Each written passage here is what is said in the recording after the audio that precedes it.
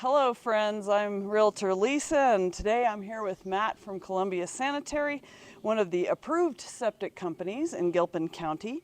And if you live in a rural area as we do, it's likely that you have a septic system, and we'll discover some useful information today. First I want to ask you, you mentioned when we talked on the phone about different types of septic systems. So would you? Yes, there are multiple types of septic systems. The majority of septic systems will be an average gravity feed system, but they do have multiple advanced types of systems. If you don't know what type of system you have, good resources to figure that out would be to contact your county and pull your as-built for your property, or get with your septic service provider, and they can let you know what type of systems, because multiple systems, they all have different maintenance agreements and maintenance issues that need to be done on them. I'm wondering if you could sort of just explain why it's important to pump and maybe how often and how that works with the different types. It's important to pump because their system builds up solids over time inside the tank. If those solids are not removed over time, they will accumulate the entirety of the tank, and you will start putting true sewage, your solids, out to your leach field, at which time your leach field will start to fail, and it will cost tens of thousands of dollars for a repair. And a simple pumping can help prevent that. As for time frames of pumping, that is more variable. So I have a simple rule of thumb I follow, and that's for a 1,000-gallon tank to a 1,500-gallon tank, 2 people can easily go 5 years between pumpings. For every person you add living in the house, subtract a year.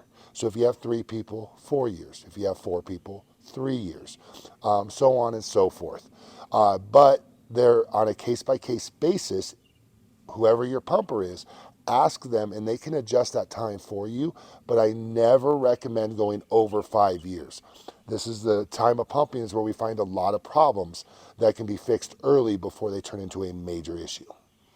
Yeah, and I've actually seen that happen as a realtor. I have had clients who went to sell their house and found out that because they were getting their use permit with the county, which is required when you sell a house, it has to be pumped and certified and inspected. And then you're issued a use permit from the county. And these folks had not pumped their system in about 20 years. They didn't even know they had to do that. So they had to spend about $40,000 on a new septic system and leach field. And that's low end anymore. Is it really? Yes. Wow, that was a couple years ago, so that makes sense. And the final thing I want to ask Matt before we begin our process here is how can we get a hold of you if we have any questions, or is there a website? We got several different ways you can get a hold of us. You can call us at our office, and we do have a 1-800 number, and that's 1-800-526-5370, or 303-526-5370. Our website is cosanitary.com or copotties.com. We do multiple different things, anything dealing with septic systems, on the maintaining and working on it. We do not do any sort of installs or engineering work.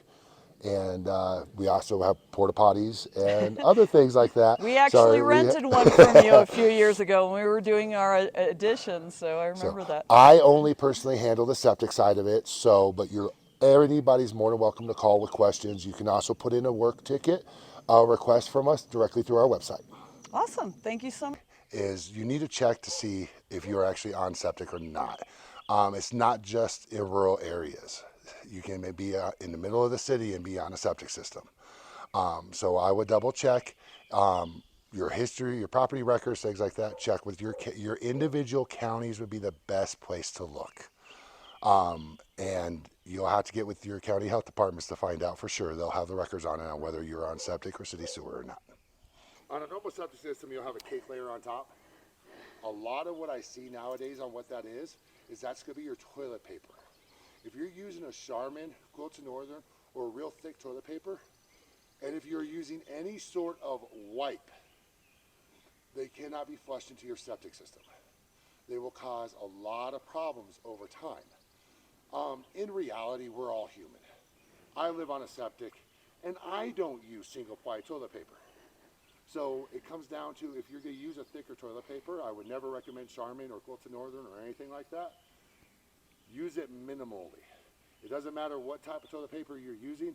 If you're wrapping your whole arm up or using half roll every time you wipe, it's not helping your system and it will cause problems over time. There's certain levels that the tank is going to sit at, and if you look at the tank now, it looks full. It is not full. This is what's called standard operating level. This is the level the tank should always be at. If you ever have a backup and you have access to your lids, you could take the lids off, and if you could see the pipe going out of your tank, which is on this other side over here, and you could actually see where it goes out, your backup is not caused by your system. If you can see the pipe coming into the tank, and it's totally clear, your backup is not caused by your septic tank.